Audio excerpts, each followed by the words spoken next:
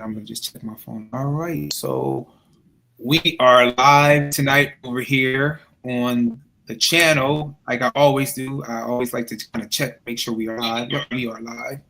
So yeah, so let's kind of do a little housekeeping as far as the channel before we get started with this wonderful realtor who's joining us out of Pennsylvania area.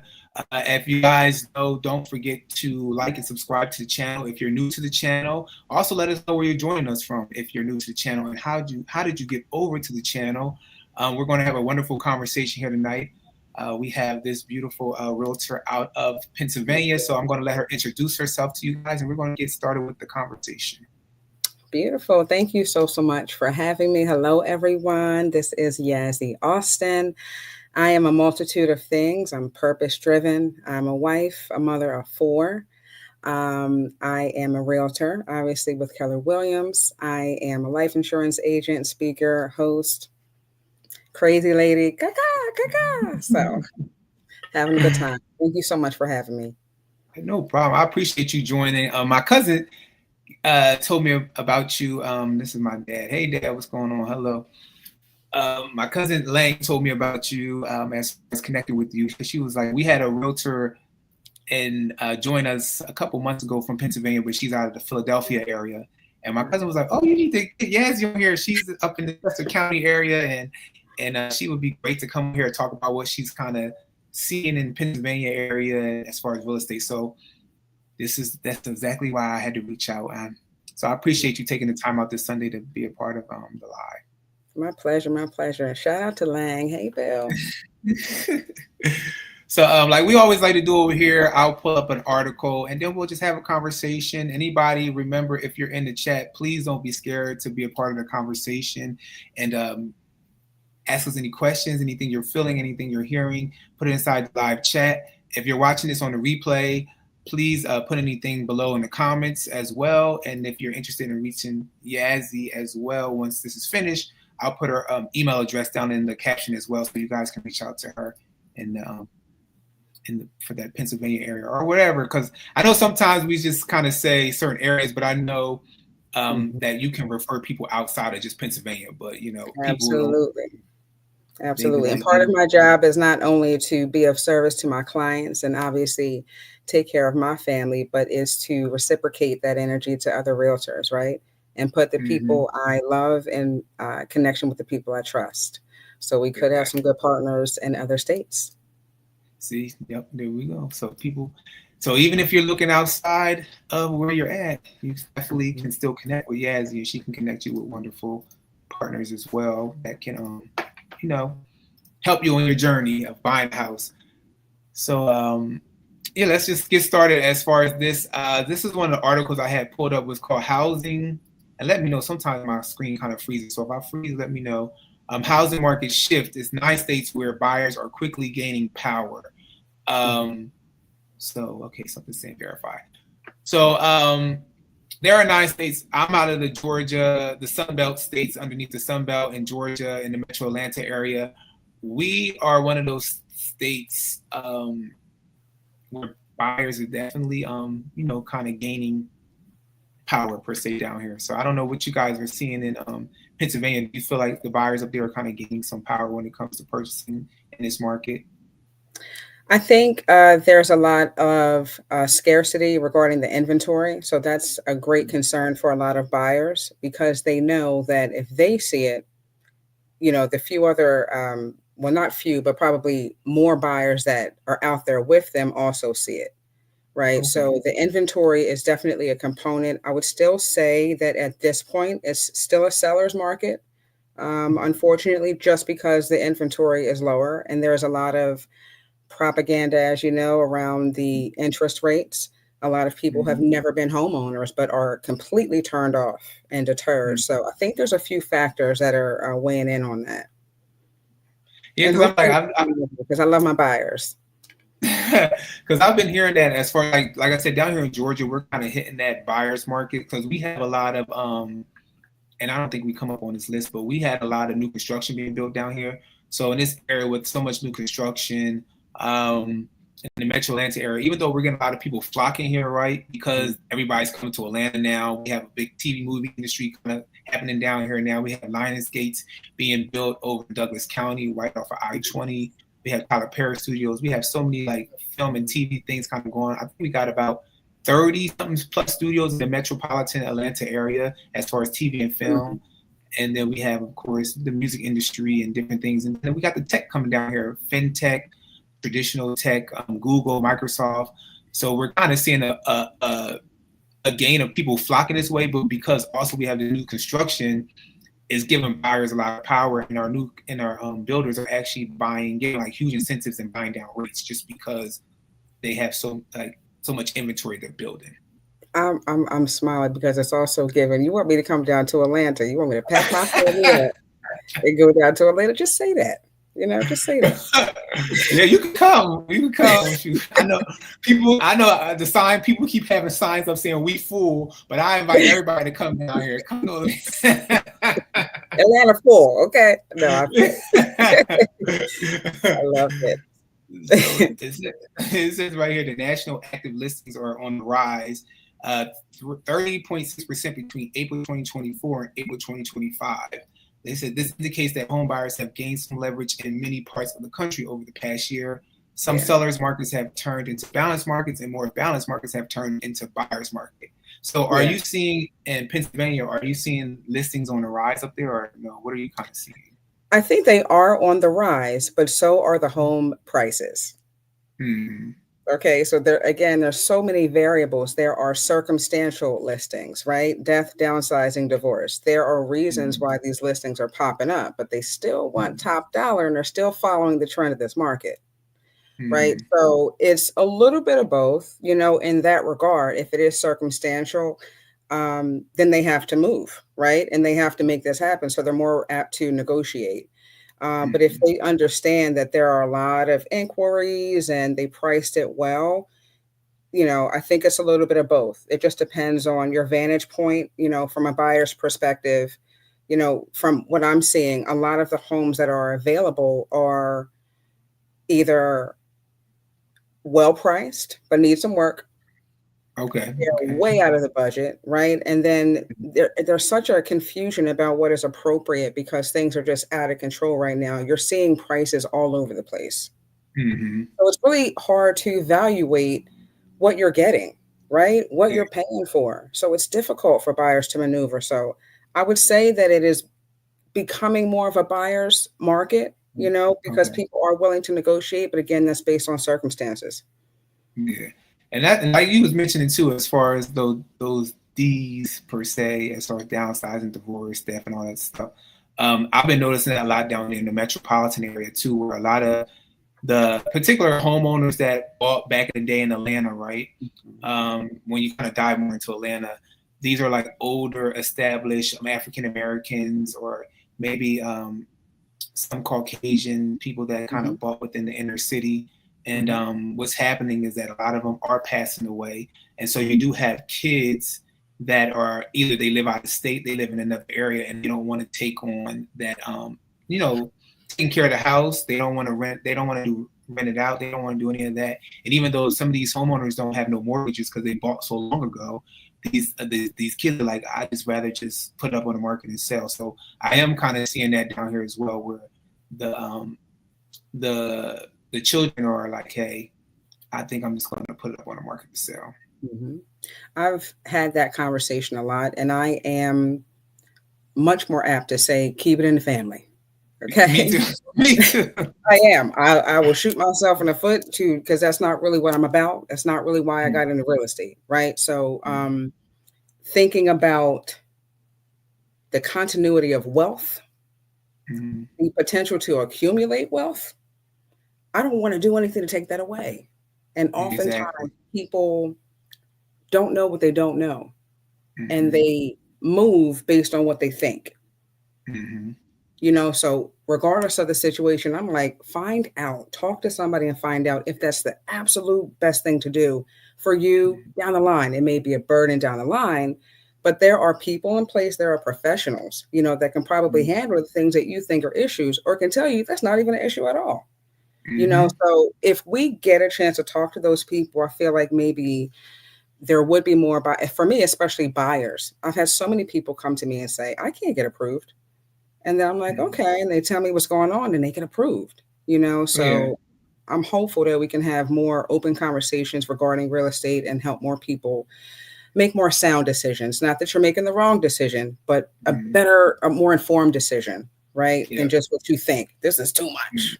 May not be. Yeah, that's why I always say make sure, give them all the education, give them all the information, and make them make their own informative decision, right? Right. Don't ever use me again. Just get the meat, right? Like come in, right? Get the message.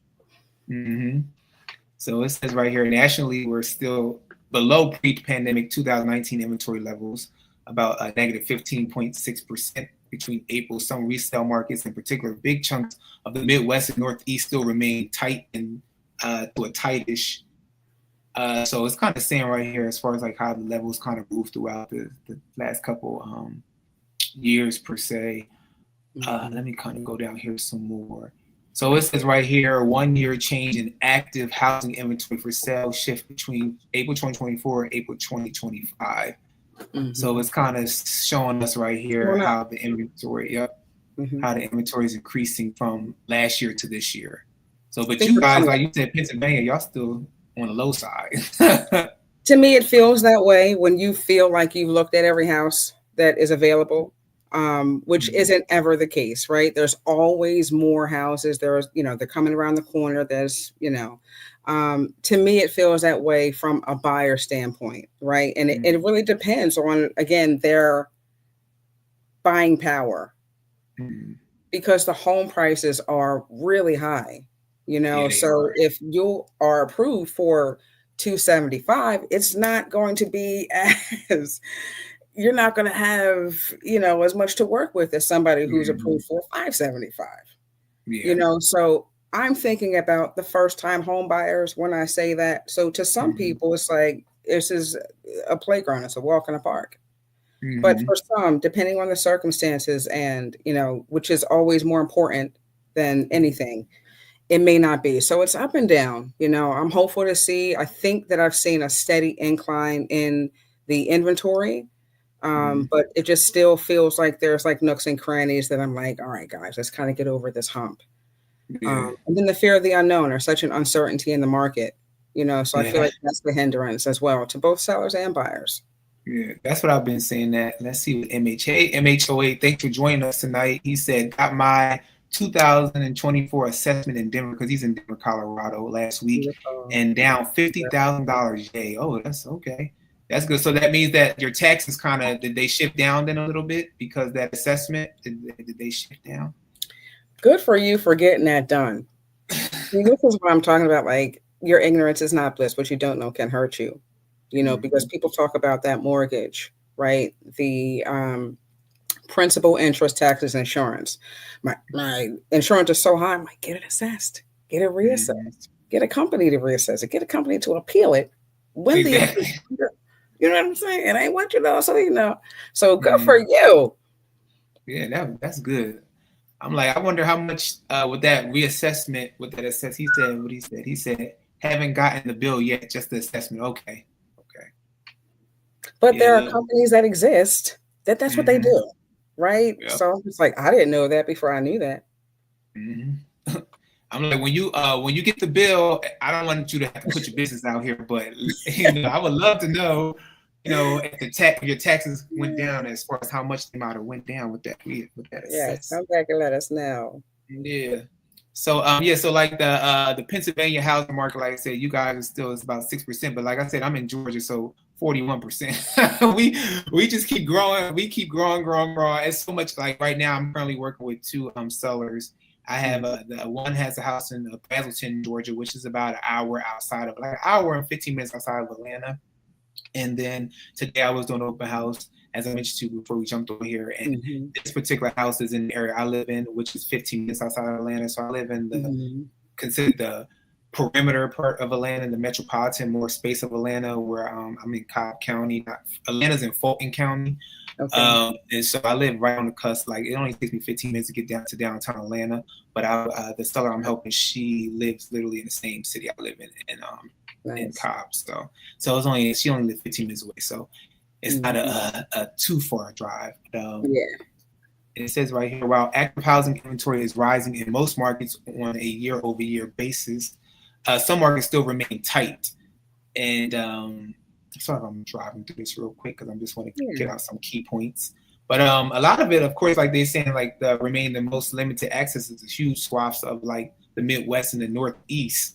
And they said that's likely where home sellers this spring will have more power. As far as they saying both active and resale new homes, but they ain't gonna have that much. The sellers will have more power, not the buyers per se in those markets because it's really tight. It says the constant active housing inventory for sale has near or surpassed pre-pandemic 2019 levels in many parts of the Gulf region, including metro housing markets such as Punta Gorda, Florida, Austin. So we kind of know like those markets again, the Sunbelt states. We're kind of yeah, we kind of going up. It's a lot going on. But it says active housing inventory for sale compared to pre-pandemic levels shift from 2019 to 2025. So this kind of goes into the housing some more. Let me ask you something because I feel like the places in my mind, right? We talked about Northeast, right? So I'm thinking that's people want to get fat, move to Miami. Okay, that's where they want to retire. But I feel like certain markets have a reputation, right? The Austin market, the Austin area, I feel like has a reputation. Does it not? Atlanta, reputation, right? And I feel like in my area we have a reputation to be a little pricey. At the same time, don't you want your home to evaluate? Don't you want your house to be, evaluated at a certain point, right? So do you think that the reputation, is there a reputation? Am I making this up? Or do you feel like if it's something you agree with, that it influences where people buy? It definitely influences where people buy. I agree. I feel like most people, especially up north, that reputation, like you said, is where the houses are higher, more expensive, right? People's, I guess you can say, income is higher per se, right? Their salaries. And so down south, you've always had the reputation like, oh, it's cheaper to live down here. It's not as costly. You get compared to up north, right? You get less square footage. You might get less land, depending on where you live at up north, like say New York or those type of areas. But then you come down south to Georgia or to Florida, or Texas, you get all this land. It's so spread out. It's definitely like I agree with you. It's reputations. I tell people though now, when you shift down here to this Metro Atlanta area, from people up north, because a lot of people are saying this now. I'm like, it's just as expensive to live down here than to live up north. Right. It costs to be the boss. That's what I'm learning. You know what I mean? Is that it has to balance out, unfortunately. So you hit that right on the nose because I didn't even think about, down south is supposed to be cheaper and all of these things. But it's like, no, it's booming down here, so you're going to have to keep up. Or like they said, we fool. Exactly, we fool. But that's what I've been noticing. Like people are shifting down here, and that I've been helping, and they're like, "Oh my gosh!" Like salaries they're not keeping up right with North salaries. They're not keeping up with like New York, are we keeping up? Jersey. Like you guys higher than down here, or like Colorado where MHOA is at, or like California. Like those salaries are like more I guess I'm gonna say it's basically double what people get paid. Yeah, it's a whole different market. Yeah. Yeah. So what I'm seeing is that a lot of people that are shifting down here, they're kind of doing remote from home, and they're keeping those salaries from up north or mid or west part of salaries, and they're coming down here and they're buying. And because of that, though, that is what's increasing. That's what increased our value down here too, because you get all these people with these high six-figure salaries, right? $500,000, million, or whatever, and they're shifting down here, and so it started skyrocketing price points down here. So when people shift down here, they're like, what the heck? They were like, I'm paying the same amount I'm paying up in Jersey, for like, and for a 2-bedroom. Exactly. I'm like, let's see. He said, Yazzie, are there a lot of HOAs in your area? Great question, James. Absolutely. There are a lot, and there is still a lot of new development, but again, that's a different price point, right? Then I would say most first-time home buyers. The HOA pricing fluctuates greatly. Obviously, that depends on what services and amenities are provided. I've seen them as high as like, whew, gives me a heebie-jeebies. I want to say it, 300 a month. I've Oh yeah. seen them. I've seen them $30 a month. Oh, And wow. I've seen them do everything down to the mulch, right? And then they just you pay to live there essentially. But it is, it definitely greatly varies, and I'd say it obviously is exclusive to the developments. There's unfortunately not as many single family homes as I would like to see being developed. There's a lot more townhomes and developments that are run by organizations and entities versus people. Okay. So they price it at whatever they feel is appropriate. Yeah. Yeah, we have down here in Georgia too. We have the HOAs. They are pricey. It's a one couple that I was supposed to be working with them, but they decided to use it. They ended up going with another realtor because they went through a program, and the program referred them to a realtor because they went to get money back at the closing Yep, table. So I was like, hey, no problem, I get it. At the end of the day, it's about your benefit, that's not right. it's about you, not me, right? So I said no problem, but they were nice enough to let me know. But anyway, their HOA currently is about they're in the condo in Mm. Atlanta what's the, Midtown area of Atlanta, and they're at like their HOA monthly is 1,028 a month. Yeah. So, What, did you what, what, freeze? what, what you mean? What you mean? What the HOA? That's the HOA. It's 1,028 a month. But When what they about perspectives, right? When I'm like $300 thinking I'm going to shock value, and you what?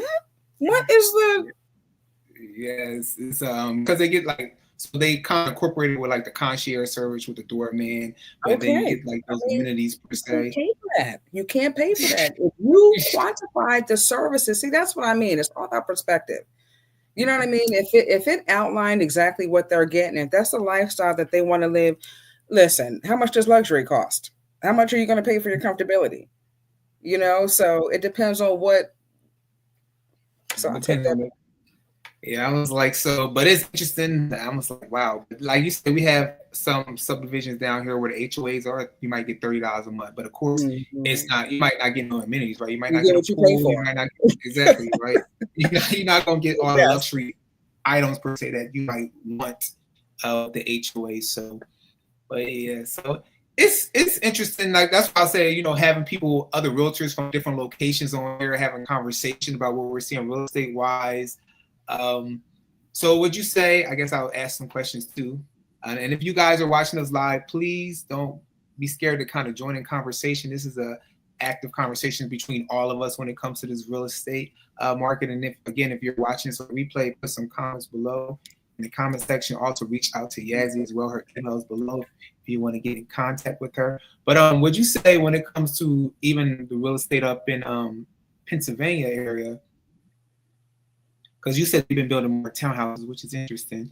What are the one of the main builders up in that area? Because I feel like when I So was younger, I funny. used to see Ryan's, what was it, Ryan's It's so funny. I was on the fence. I'm like, should I mention them? Should I not? something. There are a lot of, yeah, I would say that they are still very prominent. Love Okay. Ryan Holmes. Okay. Uh, I love to see it. And they're beautiful, very Okay. well done, meticulously designed. I'm here for it. Right. Okay. So if you got it, do that. Like Lang said, hey, Coastal family, Devani. Hey, He said, good evening, everyone. Lang. So yeah, down here we have. Do you guys have DR Horton up there? We have DR Horton down here. We have, even though a lot of people don't really care for DR Horton, I don't want to bash, but I know a lot of people kind of have their situation with them. We have DR Horton down here, DR Horton, which is a big builder down here. Toll Brothers have moved down here as well. I don't know if you guys have Toll Brothers kind of up there. They've kind A of little bit. spread down here. A Okay. little bit, but I would say Ryan is probably most prominent. Okay. Hmm. I'm like, so what's now I'm gonna be nosy. What's the price we're looking at for those new constructions that they're building up in your area? Because you said they're kind of getting up there in price. The area matters, Okay. okay? Because you want to pay for, I mean, the area matters. Okay, just like we can go to Atlanta and get a 5 bedroom, and up here a 5 bedroom, it's just a whole different ball game. In my area in Chester County, where I'm at, they're starting at the mid fives. Okay. Mid fives. You know, and that's, I mean, it's comparable to what is happening. Yeah. So You with know, that, with them building those I guess those are townhomes they're building. I With the think they're mid-five. doing a mix. You know, I've seen a lot Okay. of different things. You know, in certain townships, they are really prominent in building like their townhomes, and then they're single family. You know, and they're building neighborhoods. You know, Okay. so I mean, it's wonderful to see. Yeah. You know, and it obviously raises the value for everybody, but there's also other things that happen. So I always have this conversation too with other realtors as well. And anybody else, again, if you're in the chat, join in this conversation if this is something you're feeling. Like this younger generation, per se, millennials heading into the Gen Zers, and you'll get the alphas sooner or later. A lot of them are kind of mentioning the affordability level, right? They're like, am I going to be able to afford these houses as time goes on? So are you seeing with your clients that are buying, are you seeing a mixture of like millennials, Gen Zers buying, or are you seeing like more of like the baby boomer Gen X's? Because what I'm noticing down here is a lot of people that are buying down in this market in Georgia right now is a lot of people that are selling their homes and they're cashing out and they're buying cash, and they're older people. Like, well, I don't want to hurt nobody's feelings. I don't want to say older, but you know, they're more of a wiser age as far as those are the ones that kind of making a lot of purchases now. They're cashing out with their homes, and and they're paying cash, or they're using conventional type of financing. So what are you seeing up in Chester County as far as the mixture of your demographics? So there is a lot of, we are dependent upon each other. First of all, the generations are dependent upon each other. I think a lot more than we realize. I love my boomers. Okay. My father is a boomer. And I'm very much a daddy's girl. That was my guy. But there was a lot that was missed. There was a lot that was acquired and not given. And this translates to the housing market, and more particularly culturally, right? Like we have, like, I've worked, you got it. And then for some reason, when it needed to kind of be passed down, it slipped through the cracks. There's a lot of millennial desire. Okay. I love being a millennial. I feel like I have the best of both worlds. I'm a little old school. Yeah, that's me. I'm a millennial. Right? Right, that's right. Because if it isn't broke, we're not gonna fix it, right? And the aunties wasn't wrong. But also there is a great opportunity to grow with innovation, right, and efficiency. So I get the young bulls. But we are kind of stuck in the middle in the way that we understand working hard. But I don't want to work hard and not smart. I don't want to overwork and be undercompensated, right? I don't want to dismiss my value to prove that I'm a hard worker. Why can't I have both? So I feel like we are having a tough time grasping that we have to get what we can get, because those who have acquired are not willing to relinquish. I mean, we can see that in politics. We can see that in anything. It's like, sweetie, you don't think you've run your course? You don't think it's hard to maintain. It's too much house. It's become burdenous. And somebody probably needs it. You know what I mean? So now the millennials, yes, we have, for me personally, I can attest to having made a lot of mistakes regarding my credit in the past, right? And there was a lot of ignorance. I didn't know what I Mhm. didn't know. So I'm paying for yesterday, taking care of today, and trying to develop tomorrow. So Yep. that's our struggle from my Mhm. perspective. Um, I do think I'm seeing a lot more of the sellers who are like, okay, I'm ready to go, because they Mhm. get it. And I think personally they deserve luxury. You don't need to be worrying about that. Let somebody take care of you, Mhm.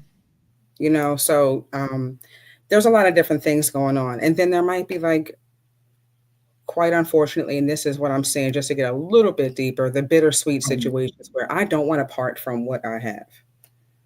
I've, Mhm. I've raised my children here. I've been in, you know what I mean? Like, it's like, this is my part of me. What am I Emotional giving up? attachment. Yeah. And I Mhm. feel that too, Mhm. So it's like, there's a lot of like freezing because we are not quite there to get what we like. And they're not Mhm. quite ready to let go. Yep. I know. Like he said right here. He said, "Hey, Devon, and guest speaker Yazzie is joining us from Pennsylvania, the Chester County region. Hey, what's going on, David? So David Matney, he is a realtor friend out of Omaha, Nebraska. Ah, hey, So he's in David. Omaha, Nebraska. Yes. So if David meet Yazzie, she is out of Pennsylvania in the Chester County area. And then she said, "You, how you say, me? Said you're doing a great Let me job." explain this. Let me explain how this is me. My Okay. husband cracked his phone. Okay. So he went back to my old phone. And now he's me. So I apologize. This is not me to me. This is my husband. I promise. That's okay. Well, we appreciate him coming, tuning in and just rooting you on and cheering on you. Because, like Yes. I said, I feel like people, when they jump on here, some people might get a little nervous. But like I said, it's a conversation. I love having this conversation with you, having, just talk realtor to realtor, informational to informational as far as what we're seeing in the different markets. He said, I'm so grateful. I'm so grateful. I think you're wonderful. And I'm truly, truly honored, to be a guest. And I love what you're doing. I think it's very neat, these conversations. Yeah, I'm like, David, say good evening, Yazzie. So, and so another thing when you were talking about the whole, even like the living space. So I know we had some articles, but like I said, the conversation is flowing. Let's just kind of just keep flowing. But I was talking to actually a partner today, a colleague of mine today. We were talking about even the whole thing of people buying now, right? Even the millennial mindset, the Gen Z mindset, or even some people that are a little older that's watching the HGTVs and all this stuff and how housing is moving. I was like, when I was growing up back in the day, my mom had a row home up in Jersey. It was a 3-bedroom, 1-bathroom row home, you know, square footage wasn't as much when I was growing up. When I lived in Coatesville for a little bit in Pennsylvania, it was a 4-bedroom house. One with two bathrooms, but it was like one in the primary and like one in the general room. But it's like even the bedrooms were kind of smaller in square footage. But now what I'm noticing now when I talk to people and I tell people as far as I understand you want to buy this big old house, right? But you need to start somewhere. That's how you kind of mentioned earlier, right? I think people have these dreams, and it's great to have dreams. I love people that have dreams because I have dreams, right? We all have dreams. And I'm like, you want to start somewhere if you want to be a homeowner, right? Because everybody doesn't want to be a homeowner either. But if you want to be a homeowner, you want to start somewhere, and then you want to slowly progress upon that, right? You don't have to buy these multi-million-dollar houses and stuff. You have to start somewhere. But a lot of people, what I'm noticing now is like a lot of people just want to go and buy the HGTV houses, and I'm like, well, when I was growing up, the rooms wasn't that big. It wasn't that much. Like you didn't have all this room in the primary space and all this stuff. But so are you kind of seeing that up there too, where people kind of want more grandeur lifestyles? So yes. I think that it's okay. I think people are focused on the propaganda, okay, of what things are. I've heard people who I know don't know what they're talking about. Mm-hmm. Say, don't buy, it's crazy, XYZ, And I think that they are focusing more on timing the market versus their time in the market, right? Which is much more valuable Mm-hmm. because, as you know, it is equity, right? And my objective when I speak to my buyers, especially my first time home buyers who probably didn't think they'd even get to the point of purchasing. But again, we know what we don't know, and we move, in that way. And it's like, just F around and find out. You truly would be surprised. But they come to find out that you have the potential to leverage.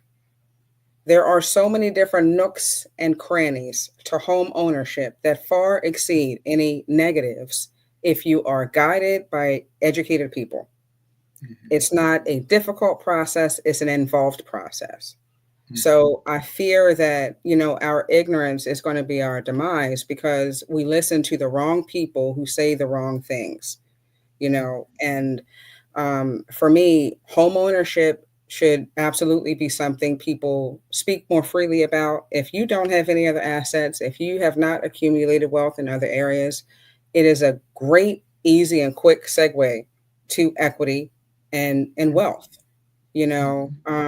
So I have a little bit of concern with people, moving based on what they don't know. Yeah, but I think people just focus on the wrong things in regard to that. I wish that we kind of did a bit more as far as like millennials, Yeah, I'm like, David said, amen, 100%. And then Yazzie from Lawrence, she said, hey, Yazzie, great job. Love the conversations like these need to be had more often. Oh, we appreciate you, kind of jumping in and having a conversation with us, Lauren and David and Yazzie's husband and and Lang and my friend Jaren, kind of all jumping because, like she said, these conversations are needed. These are, so people can understand real estate from different perspective, but also from a real estate professional perspective and different things like that. So I know we got them to 7:30. I'm gonna pull up this other article real quick about the 2025 housing report from Realtor.com. And again, if you guys, I'm gonna make this bigger. If you guys, have anything you wanna, can I say something, Divine? That I thought I could not remember what I wanted to say about just getting the house right. Okay. That's why I was kind of just like talking really quick is about the house leveraging, right? The house. And my objective is to make sure that my clients are comfortable, that they're safe, and they can see themselves in the home and they can build, right? But if you can see yourself there for 1 to 2 years, right? Think about the equity every month that you're going to pay regardless, whether it is your mortgage or your rent. That's either going to them or it's going to you. Just imagine it's like your own personal bank. You take that personal bank in 2 years and you leverage that toward what? The purchase of their dream home, which is probably not anywhere near the price range of that first home, but you were able to use it. You know what I mean? Like, I think that most people think I'm just going to shoot straight to my dream home, which is $1 million house. You really want $1 million house. You don't want a $250,000 house. You know what I mean? Or a $60,000 house for your dream house, right? So purchase something to get there. Leverage it. If you know what I mean? So that's what I wanted to say is like, I am thinking about the long game. We are thinking about the dream. This is the way. Yeah, and I agree with you, and that's what I similarly I tell people too, right? Because everybody, they want to get to their dream house right away, and it's like similar to when our parents were growing up, right? They bought a house. Of course, you want to make sure it's structurally sound. You want to make sure the foundation is good. You want to make sure all those elements is good, right? The systems and everything, the roof and everything. However, they were like, okay, this is where I'm starting at, and this is where I have goals and aspirations to get to. And I know some people I'll talk to now, they're like, well, everything's so expensive, so I'm starting like my beginner house is starting at $500,000. I'm like, well, if you stop looking at some of these houses that are priced there, you go somewhere else where they're priced more in budget. You can start there and you can grow into that, right? But I think a lot of people, they want to start at this ideal of what they see and what they want to kind of present to other people. Like, okay, I got my home and look how great it looks and everything. And it's like, even though it's going to hurt your pockets. So it's like, start somewhere where you feel comfortable enough, and then you grow from there. And as you go through time, hopefully, eventually, like within our parents' generation, the income will increase because you'll get something in your career will go up, different things will happen, and then you'll be able to feel, comfortable where you're at eventually. Yes. Stop basing your life off of what ifs. Exactly. Stop basing like things that are light years ahead of you that are likely not even going to ever happen. I had somebody say, I don't want to own because what if the toilet breaks? So then you call a plumber, you pay him $100, you tell him to pull his pants up and get out your house. You know what I'm saying? Like, these are not real concerns. Just talk to people that can guide you through. If you are guided with the right people, it'll always be a good decision. You know what I mean? It's just like, just like you said, making sure that we cross our T's, dot our I's, and our J's. But let's get to the article. You gotta make sure. He said, yes, these conversations are much needed as millennial and new home. Yes, he actually just purchased a home last year. Was it last year you purchased a home or this year? He just purchased a home. He said, I'm still learning things for myself, and this channel is helpful. Keep learning. So. God bless. See, this is what I mean, Devon. I know you're helpful to people. It's helpful to me. These are healthy conversations. So thank you for what you're doing. No problem. I appreciate you for taking the time out your Sunday to come on here and have a conversation with me. I appreciate it. My pleasure. So we'll pop the article on real quick. And if you guys, again, don't be, bashful to jump in the comments, have some conversations with us. We're live on purpose to make sure everybody can, if you have any questions, any concerns, with purchasing the house, or you currently live in a house, or you just want more education around the process of something. That's why we're here. We're here. He said last year. He bought last year. Oh, perfect. He said, thank you, Yazzie. Lang said what she said. Yes, educating ourselves is the key. Yes, it is definitely the key. You don't want to go, like Yazzie mentioned, you don't want to, what you don't know, you don't know. You don't want to go in blind and then turn around and be like, oh, shoot, I should have, got a little bit more knowledge in this. So it says April 2025 monthly housing trend market trends report. So this is what we kind of stated a little bit earlier as far as the 30% rise in inventory. It said the total number of unsold homes, including these under contract, was up 19.8% compared with last year. Pending home sales, homes under contract fell 3.2% compared with the last year as renewed climb in the mortgage rates weighed on buyers. Newly listed homes increased 9.2% from a year ago. Homes spent a median of 50 days on the market, 4 months, 4 more than a year ago. The national median list price for homes was $431,250, largely unchanged from last year, while the price per square footage rose 1.1%. So I have questions about the days spent on market. So up in Pennsylvania, because this is what's, like I said, down here, our inventory is kind of rising, right? So what we're seeing now, and so like the sellers that I'm working with, I love them. I know they'll probably end up seeing this, but I love them.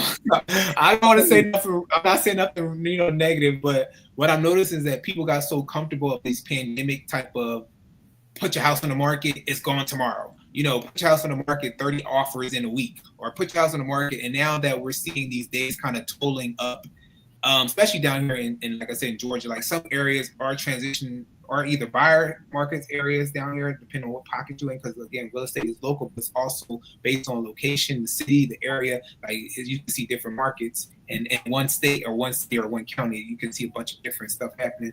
But I've been noticing now that in certain pockets, like a listing that I had in Brazelton, that pocket is averaging about 69 days as far as being on the market.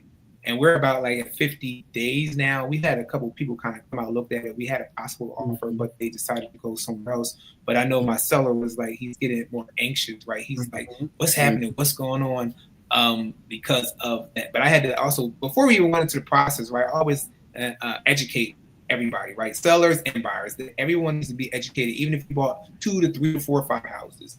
Because every market is different. We go through cycles in real estate, as ebbs and flows, ups and downs. And so I had already made mention to him, like, hey, your subdivision, particularly your subdivision, I was like, this is how long these houses are sitting on the market before they go on contract. So even though we broke everything down, we seen everything, I think he might have thought with his home, it wasn't going to last that long on the market. So I don't know. I don't know about you up in Pennsylvania. Are you seeing, like, with sellers, are you seeing like the days on market increasing a little bit up there or no? I think that when it comes to ourselves, everybody's different. Okay. Don't matter what's going on, I'm different. My house is different. Okay. Market is tanking, not my house. Okay. Um, I have clients that since that let's just both get fired here today. Um, clients who are selling and buying, and we had, and that's a whole thing, right? Because a seller's perspective is much different than a buyer's perspective. So we're selling, and we want to get top.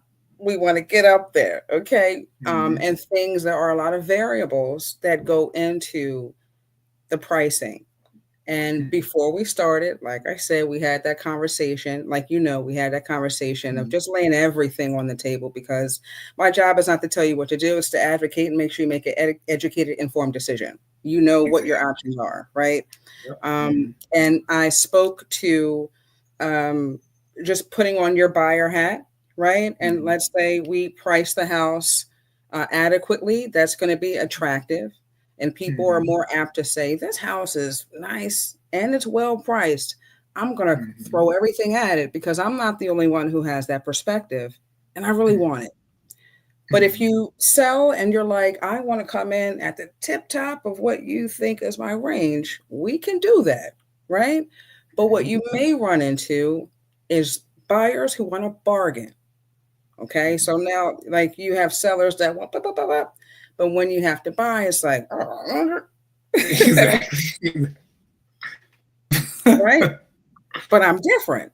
This is the same market, right? But you have to think from the person's perspective who was bringing this deal to fruition. Sellers, we got to be reasonable because we need these buyers. Without the money that they're bringing to the table, your house goes unsold.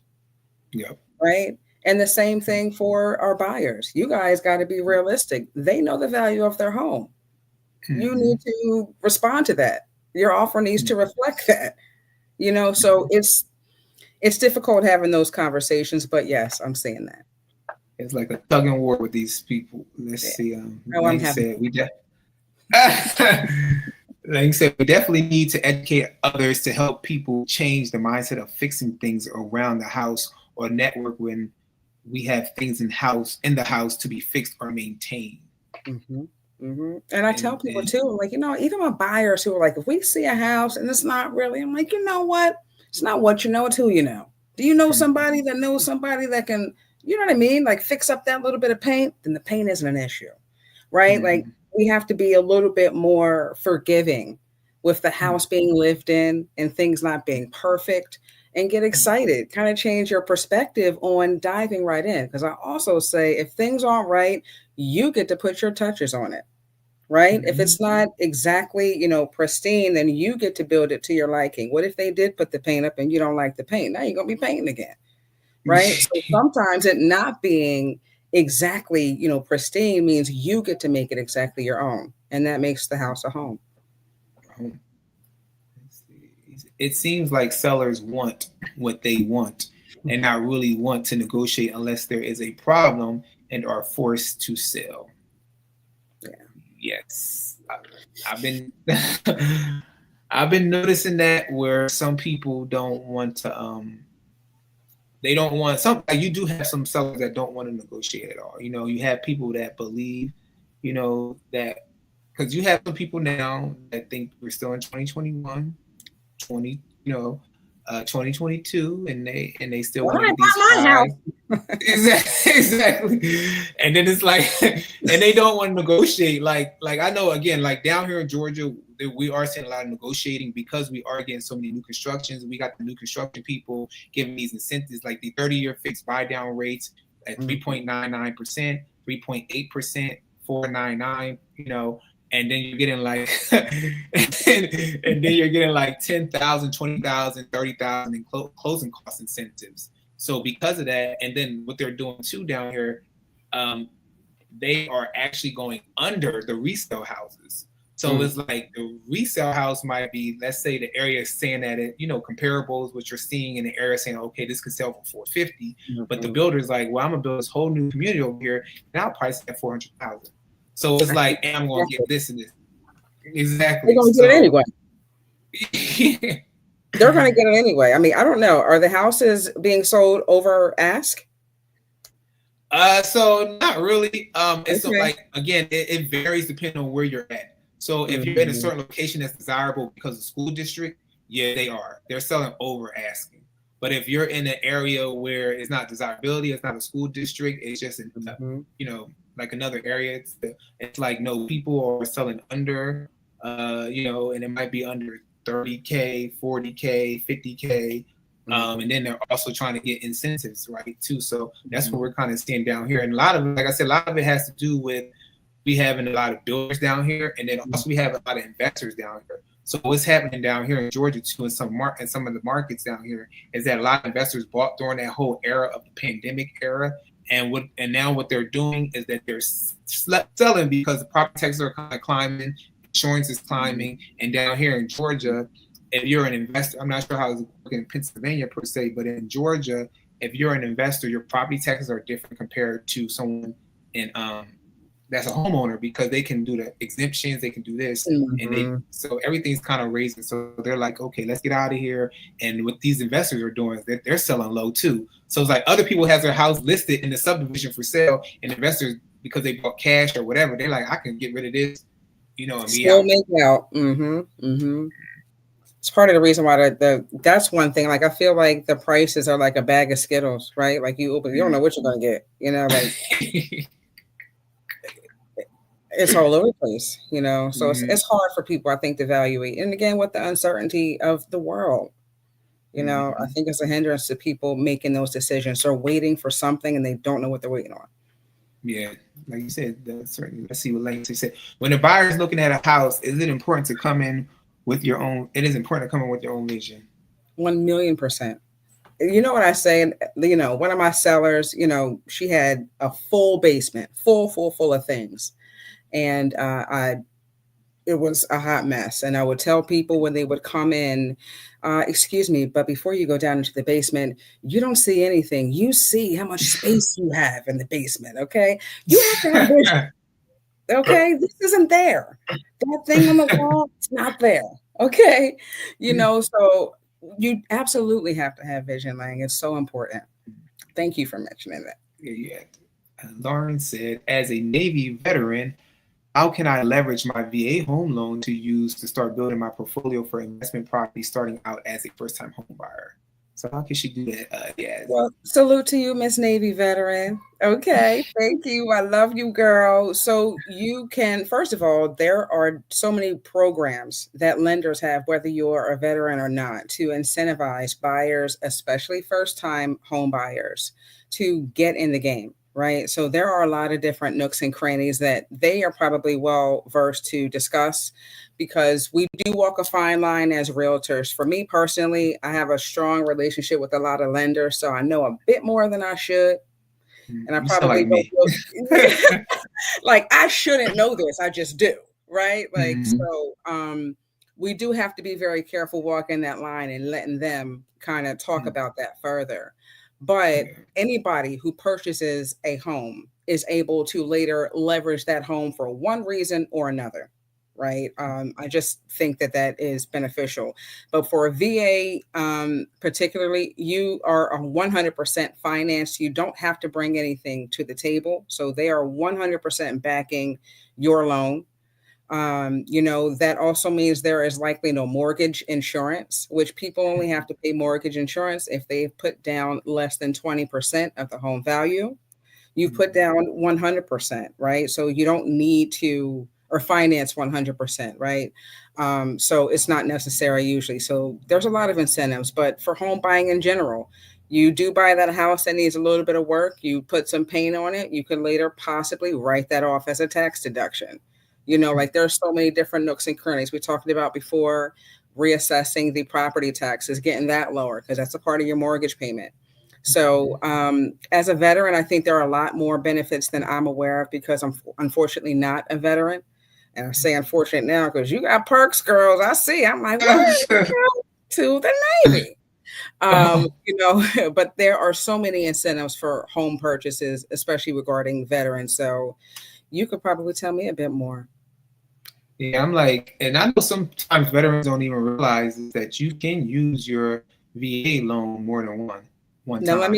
Exactly. Now, let me say this about Lauren. Lauren is a disabled Navy veteran, and she is an advocate. She has her own business. She's brilliant. She has her own business where she assists other veterans in getting benefits that they are entitled to, that they have missed. So speaking of things being missed, this would be a great thing to look into, Lauren, because I too want to better service my veteran clients and understand those little nooks and crannies. So we'll talk, girl. Yes, that's definitely good to know. Yeah, but thank you for your service, Lauren. We appreciate your service. David said thank you for your service. But yes, we definitely, like she said, she wants to find ways to kind of leverage that loan in her investment portfolio and everything. So we appreciate. Keep going. Yeah, that's what I'll say. You get it. I love you. I love you back, baby. We rinse and repeat. That's how you do. Mm-hmm. And the other thing, and I can't give any legal advice. I'm not a lawyer, but don't sue me. Exactly. Possibly, right? When we acquire assets, it may be beneficial, right, to make sure that the ownership is in a trust. It could be possible. I'm trying to make sure I use the right wording. I didn't tell you to do nothing.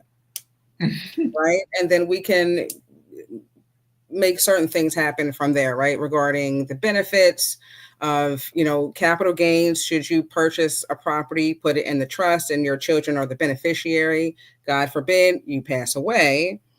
The children need to sell the house. They don't need to pay capital gains tax because it was put in a trust versus put in their name, like certain things like that. Mm-hmm. But like, again, Lauren, with your veteran status, I'm sure there's much more that I don't know than what I do. Yeah. No, like she said, she's, assisted people with different things in regards to being a veteran. So like you said, I'm not a veteran either. I work with some veteran clients, but of course you're going to know more about that because you guys have all those benefits and you leverage the people you're in contact with to kind of break stuff down even more and more. So if you can share that, when she share what you share with me, let's have a sharing party because I need to know, I need to know too, I'm like, yes. I have veteran clients I work with, so. And of course, they're always, telling you different things and what they kind of qualify for and different things that they can kind of utilize things for. But it happens, right? Like piece by piece, like as things happen, it's like, oh, okay, cool. You pick up that little nugget. So I'm like, I know we're almost at the end of our live. I don't know how long it can stay. I always try to be mindful of people's time because I don't be one to waste all of your Sunday night because I'm a talker, so I'll keep talking. Well, you're a great listener as well. Thank you for allowing me to be here. I've had a wonderful time. Thank you for coming. Lane said, let's all share together. Sharon is caring. It definitely is. And if you guys are would love to connect with Yazzie as well, I'm going to put up her email address so you can reach out to her. She is in Pennsylvania in the Chester County market. Is Yazzie Austin. I said it right, Austin? Yes. Okay. YazzieAustin@gmail.com. And you don't have to just reach out to her for Pennsylvania. She can refer you to her partners as well when it comes to real estate. So you guys don't have to feel like, I can only reach out to her in Pennsylvania. She can refer you outside of Pennsylvania as well. And only people I trust and or love. Okay. I'm not transactional. I'm relational. Care about you. Yeah. I say the same thing too. Everybody tends to forget that in life everything is relationships, right? Yes. And it's genuine relationships and connecting with people because then you do put your trust in other people, right? As you create relationships. So people got it wrong. Business is not money. Business is people. Yeah. Do right by people. The money's gonna come. Exactly. I agree. David said, great show. Thank you, David, for being here. Thank you. God bless. Lauren said, "Thank you, Miss Norma. Thank you, Yazzie. You guys are awesome. Are you?" And you're very welcome. Sorry, I'll be reading stuff we run together. But, but yes, but thank you everybody for joining us tonight. I appreciate you guys being live, and I appreciate Yazzie taking the time out of her Sunday to join us tonight and for us to kind of talk about what we're seeing in the real estate market, and especially dive into some of the Pennsylvania market. And again, if you want to reach her email address is jazzieaustin@gmail.com. I'm also going to put it below, like I said, inside the caption. So if you guys are watching this on the replay, you can definitely reach out to her as well. And Lauren says she will be researching this ASAP. I knew you were. She's a researcher. But I'm like, but outside of that, you guys, thank you. Have a wonderful night. And I will see you next Sunday at 6:30 p.m. Eastern time if you want to tune in there. And we'll have another conversation about what's happening in this real estate market. All right. Bye.